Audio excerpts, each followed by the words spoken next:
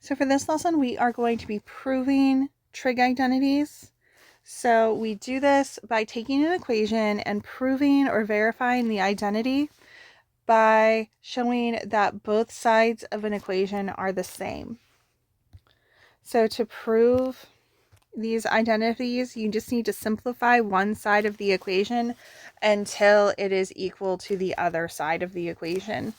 So in some ways, we're going to have to show every step like we would in a geometric proof, but you're not going to need to write all of the reasons. And instead of having the proof that kind of guides what you do and where you go, you're going to work with the side of the equation that looks more complicated. Because it is a lot easier to simplify these things down rather than try to expand out. So let's go ahead and take a look at our first problem. So we have cosecant times cosine squared theta plus sine theta equals cosecant. So I am going to try to make the other side match cosecant theta. So we're going to leave this side with just cosecant alone. And we will carry it down through the rest of the problem. So then I will go ahead and take cosecant and use its reciprocal identity. And I usually reach for this first, especially when I'm just starting out with the problem, because what I see right now is that I don't have anything that really matches. And I do see a cosine squared. So I'm going to try to get to where I can get a Pythagorean possibly and be able to make everything match. But even when I don't have a strategy yet, I always go for those reciprocal and quotient identities and see what I can then make out of them. So that is exactly the route that I'm taking here.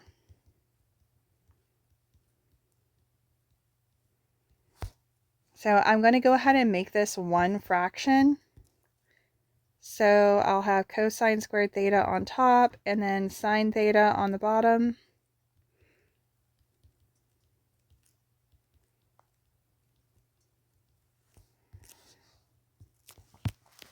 And then we are going to try to get the same denominator.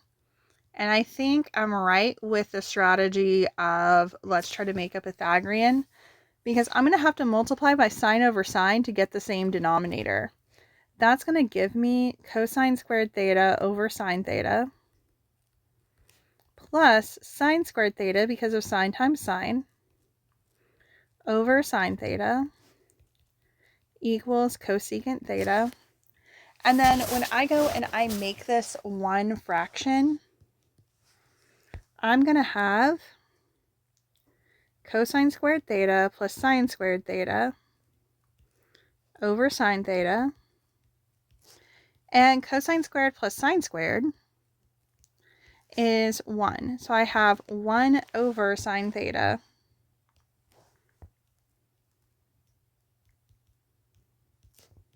equals cosecant theta. And 1 over sine theta does become cosecant, which is what we are looking for. So this is our final step here.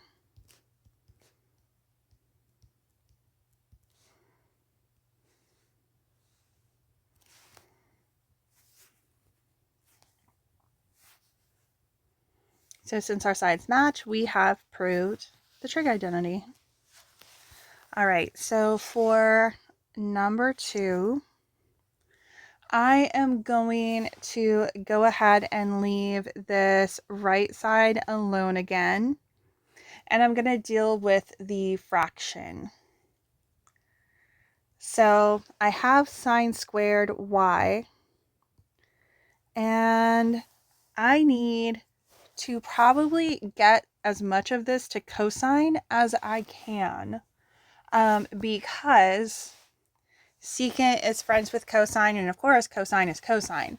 So I might have an easier time if I try to get everything I can to cosine. So the sine y, I'm actually going to replace with a Pythagorean identity. So a quick side quest on this problem.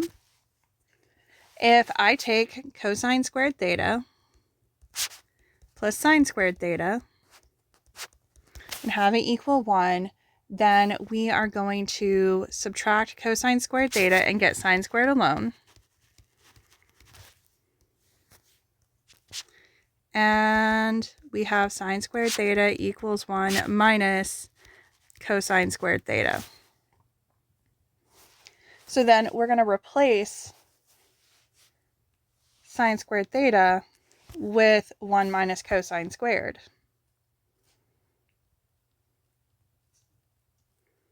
And that's over cosine y. And actually I should be using y instead of theta because we have y. So I have secant y minus cosine y. Okay, so I need to get this split up to where I have subtraction like we have in the side that I'm leaving alone. So I can do that by splitting this into two fractions. So I can have 1 over cosine y minus cosine squared y over cosine y. So now I have the subtraction like I have in the other side. And now I have 1 over cosine y, which is that reciprocal identity. And so that's going to leave me with secant y. And then cosine squared over cosine is cosine y. And that does match what we started with.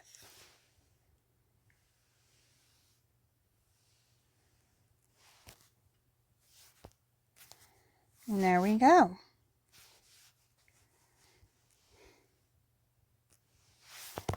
So then for number 3,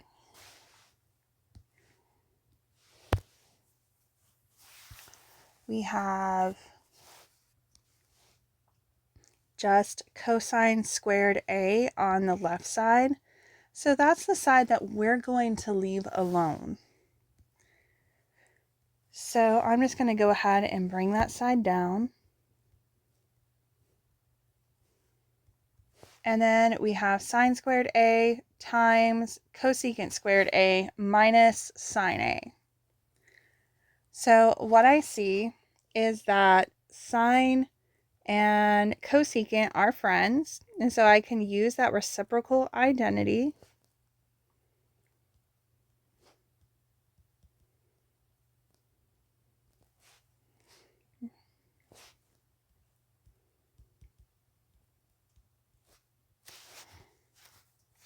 And then I can multiply these together.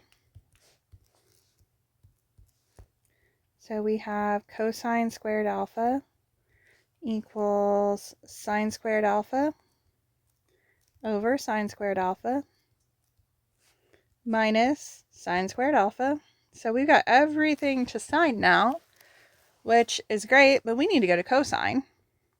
But sine squared over sine squared is 1. So we have 1 minus sine squared alpha. And this looks like a Pythagorean identity. So a quick side quest. Now you don't actually have to work this out. I am just doing this to show you guys where I'm pulling that Pythagorean identity.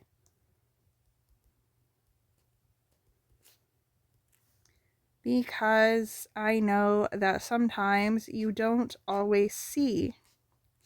So if I show you how I'm solving that out, then maybe it will help.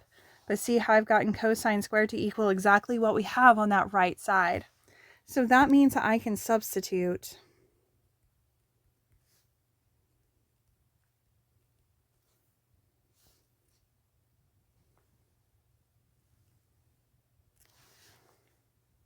And there we go.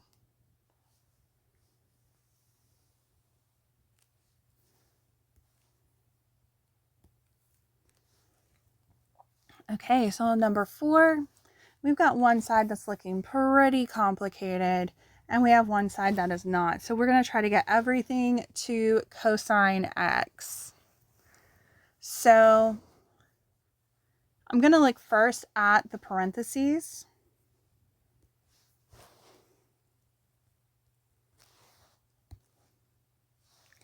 And then we are going to distribute in that tangent if we can't cancel it. So in the parentheses, I'm going to get a common denominator first. So I'm going to multiply by secant over secant in the first fraction, and then tangent over tangent in the second. That's going to give us tangent x on the outside still, and then we have secant squared over secant x tangent x minus tangent squared over secant x tangent x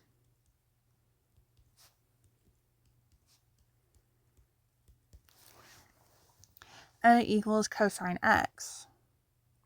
So then I can make this into one fraction.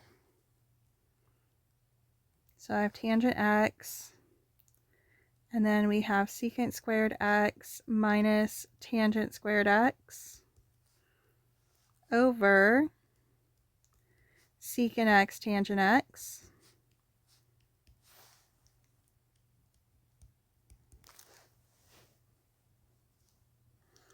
And this looks really close to a Pythagorean identity. So I am going to take one that's close to it and see if I can solve. So a quick side quest for this problem, and on my identity sheet I have that tan squared x plus 1 equals secant squared x.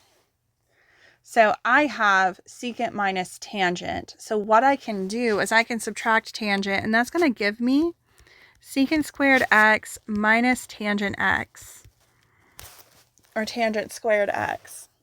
And that's going to be where we can put 1 in for secant squared x minus tangent squared x. So I'm now going to replace with that. So I have tangent x with 1 over secant x tangent x.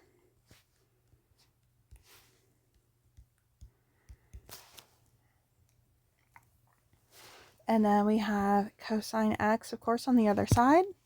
So now is when I would look at, do I need to distribute or can I cancel? And this tangent x will cancel with the tangent x on the bottom of my fraction. So now I just have 1 over secant x. And 1 over secant x is the reciprocal for cosine x.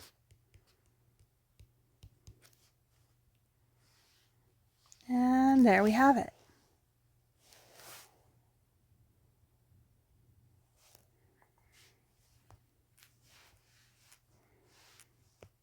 So now let's go ahead and look at number 5. So with this one, I would go ahead and look at my cotangent squared and leaving it alone. And on the other side, I see that I have, cosecant squared theta minus cosecant squared times sine squared. And I think I can actually factor out a cosecant. So I'm going to try that first. So I have cotangent squared theta equals, that would be cosecant squared theta, and cosecant divided by cosecant is 1. And then cosecant squared times sine squared. I'm going to take out the cosecant. That's going to give me 1 minus sine squared theta.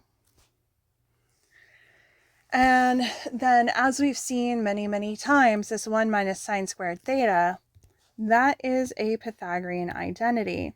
So that's going to leave us with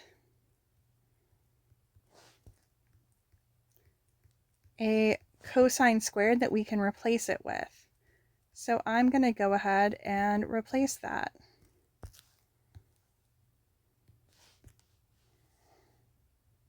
And then I'm going to use that reciprocal identity for cosecant. So I've got 1 over sine squared theta times cosine squared theta. This is going to leave you with cosine squared theta over sine squared theta.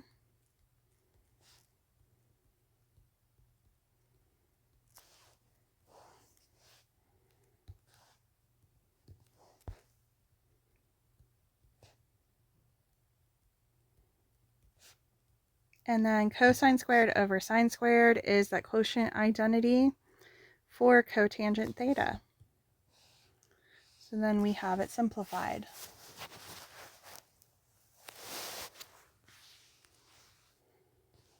So then for number 6, we have some negatives to deal with. So this is where we're going to use those even odd identities. So if I have that negative inside of my tangent, that's going to give me a negative tan u. And then that's going to be times a negative sine u. And then cosine is even. So the negative is just going to come out.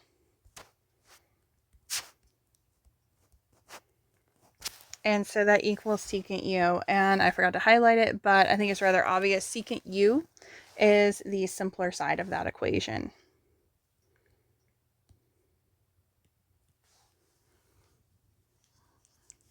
So then I'm going to take that tangent and I am going to break it apart into its quotient identity.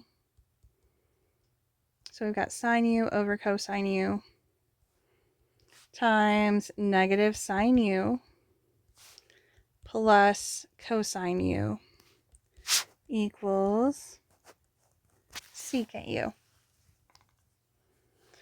And I'm going to go ahead and multiply. So negative sine u times negative sine u is a positive sine squared u over cosine u. So plus cosine u equals secant u. And then we're going to try to get a common denominator. So I'm going to have to multiply times cosine u over cosine u.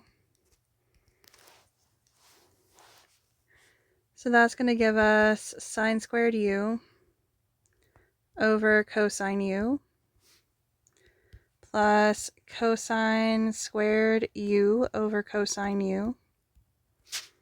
And that equals secant u. So now we can squish that into the same fraction. So we'll have sine squared u plus cosine squared u all over cosine u equals secant u. And this is a Pythagorean identity. So we will replace that sine squared u plus cosine squared u with 1 over cosine u equals secant u. And then 1 over cosine u is secant u. And we have it proved.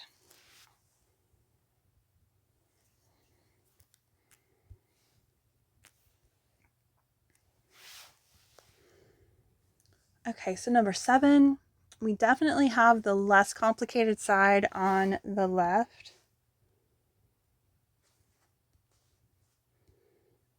And so we are going to mess with the other side. And we are going to have to make this one look a lot more complicated before we ever make it look simpler.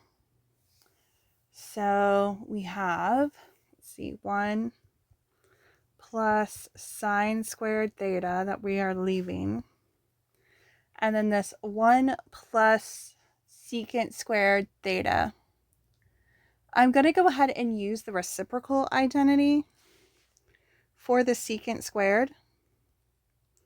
So that's a 1 over sine squared.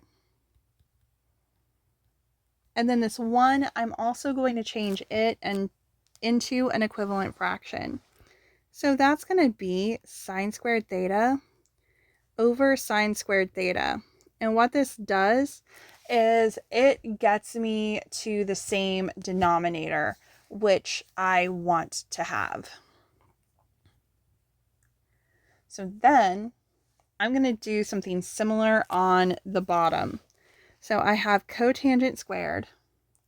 Cotangent squared is cosine squared theta over sine squared theta. And I'm going to get an equivalent fraction for my 1 here as well with sine squared theta over sine squared theta.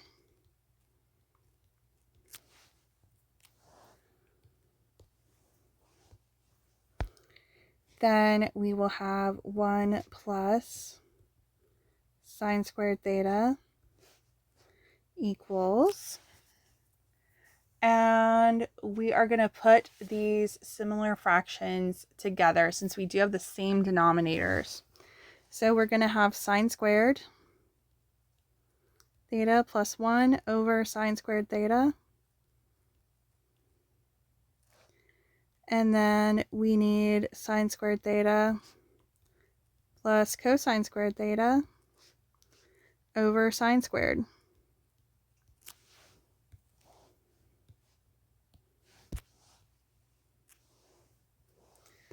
So sine squared plus cosine squared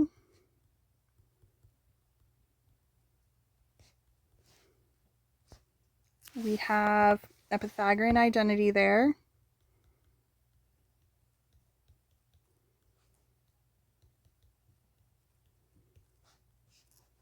Then we have 1 over sine squared theta.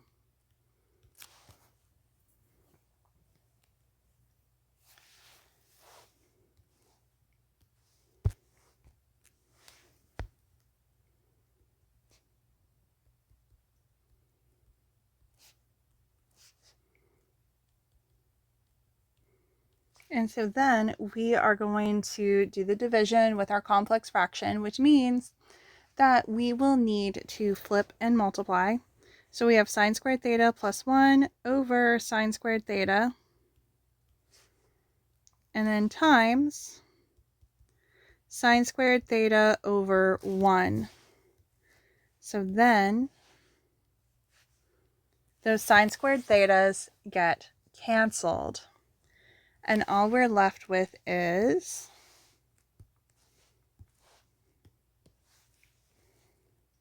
one plus sine squared theta equals 1 plus sine squared theta. Or we actually had this in a different order, so sine squared theta plus 1, and so then we just need to rearrange that. So 1 plus sine squared theta equals 1 plus sine squared theta, because you can rearrange addition. And there we go. All right, so example 8. We are getting close to finished. So again, I am going to mess with the side that has the fraction and not with the left side. So I'm going to bring down that left side of sine u plus cosine u. And I'm going to go ahead and use my reciprocal identities. So we will have, let's see, 1 over cosine u plus 1 over sine u. And then on the bottom, I'm going to use those quotient identities. So we will have sine u over cosine u plus cosine u over sine u.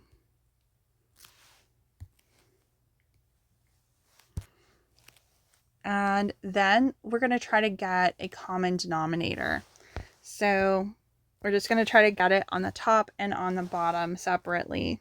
So for that first fraction in the numerator, we're going to multiply times sine over sine.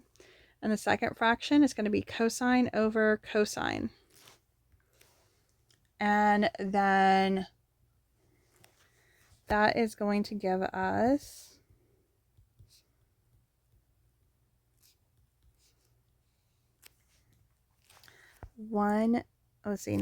sine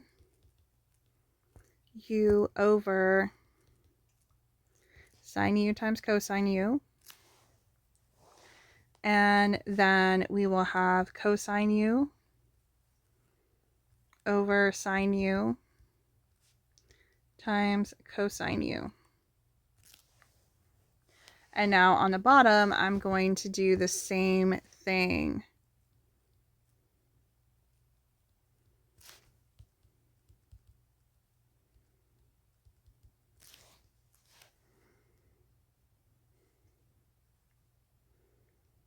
So this is going to get us, actually I need to switch that. So this is going to get us sine squared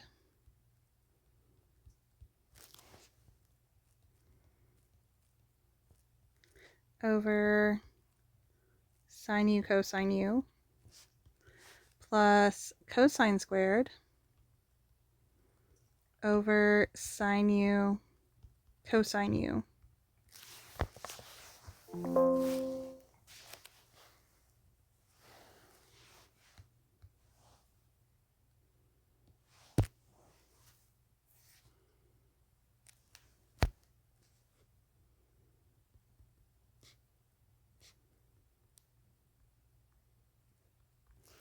So then we are going to join these fractions and make them just one big fraction. So we will have sine u plus cosine u over sine u times cosine u.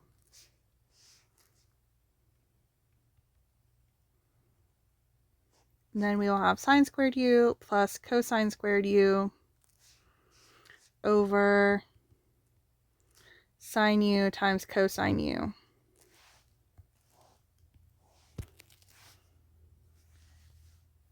So I do have a Pythagorean identity that I am going to replace. So sine u, or sine squared u plus cosine squared u is 1.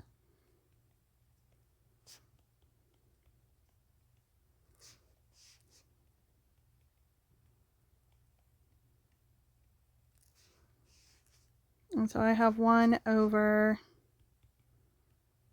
sine u cosine u.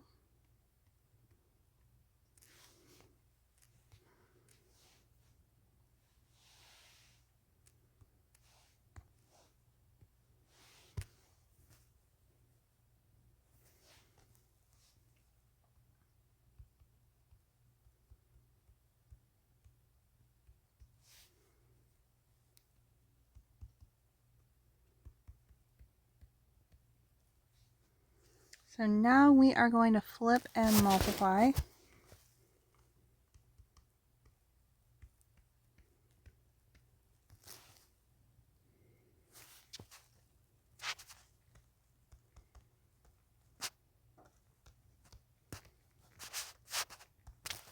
And what is going to happen is that we are going to cancel the sine u, cosine u, and we are going to be left with just sine u plus cosine u.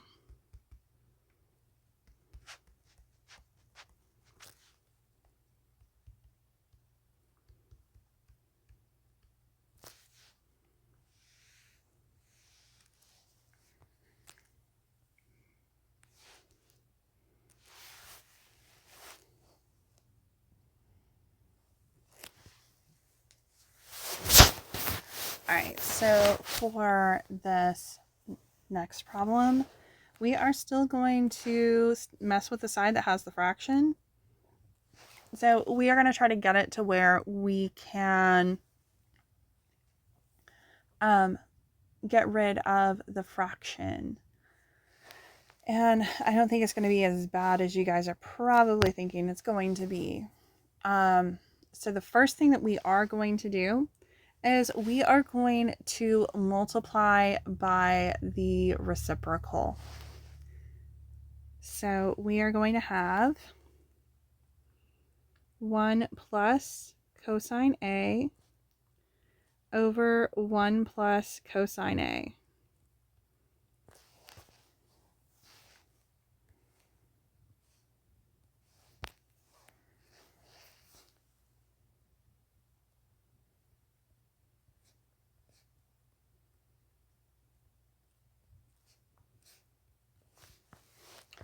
And so since we have 1 times cosine A times 1 plus cosine A, that is 1 plus cosine A squared.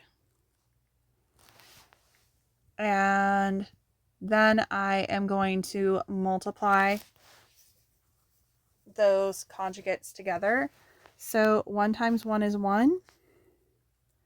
1 times cosine A is cosine A. 1 times a negative cosine A is a negative cosine A.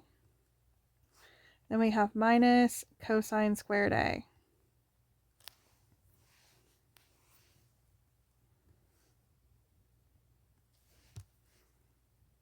And then the cosines cancel each other.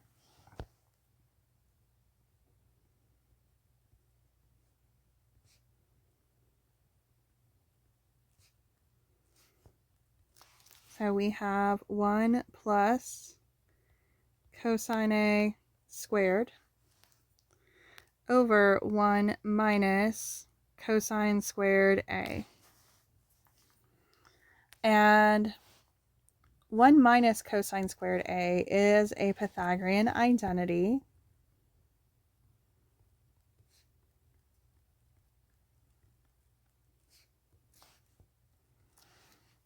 And we have 1 plus cosine A squared over sine squared when we substitute in. So everything in this fraction is squared. So we are going to rewrite it as 1 plus cosine A over sine A, and it's all squared. So that gets us everything squared and in the parentheses like the other side is. So then we are going to break this apart into two fractions.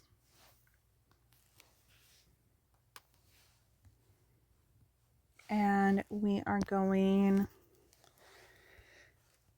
to have 1 over sine A plus cosine A over sine A squared.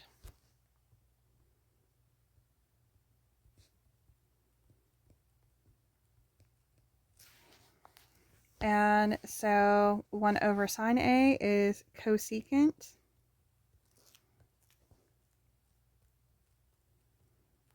And then cosine over sine is cotangent.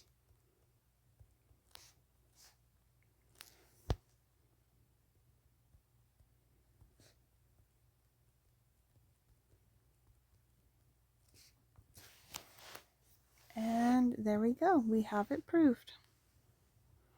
Okay, so the last problem. So we are going to try to break this down into 2 times cosecant y. So we are going to leave that side alone. And so the first thing that we're going to try to do is get a common denominator.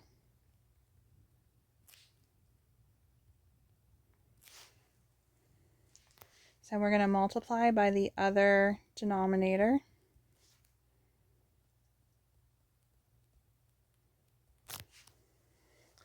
And so this gets us sine squared y over sine y times 1 minus cosine y plus 1 minus cosine y squared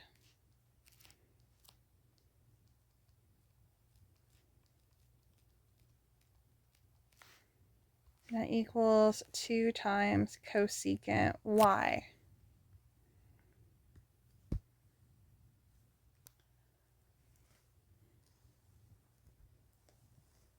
So now what we can do is we can go ahead and put this all in one fraction. So we have sine squared y plus 1 minus cosine y squared. We got sine y times 1 minus cosine y equals 2 cosecant y. And then we are going to go ahead and multiply the 1 minus cosine y squared. So we will have sine squared y, and then 1 times 1 is 1, minus 2 cosine y plus cosine squared y. And that's going to be over sine y times 1 minus cosine y equals 2 cosecant y. So now I'm going to rearrange this just a little bit because we're going to put sine squared y plus cosine squared y together plus 1 minus 2 cosine y.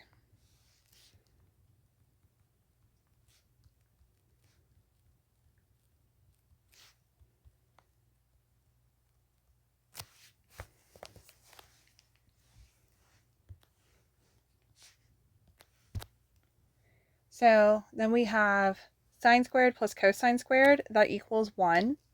So we're going to have 1 plus 1 minus 2 cosine y.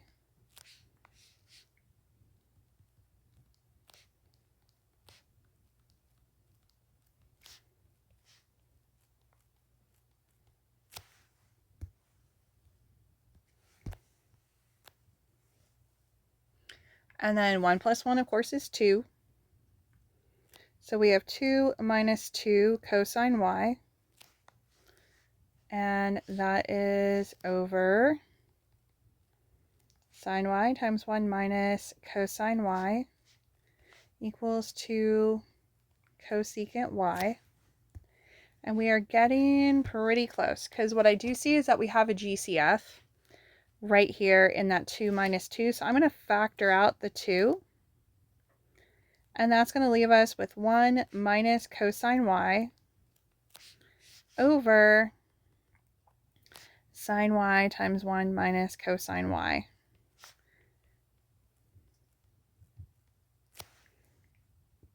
And the 1 minus cosine y will cancel. So we have 2 over sine y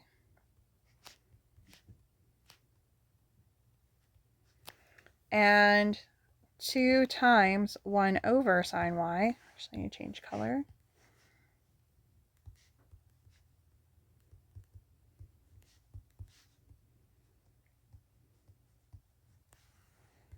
One over sine y is cosecant, so that gives us 2 times cosecant y equals 2 times cosecant y.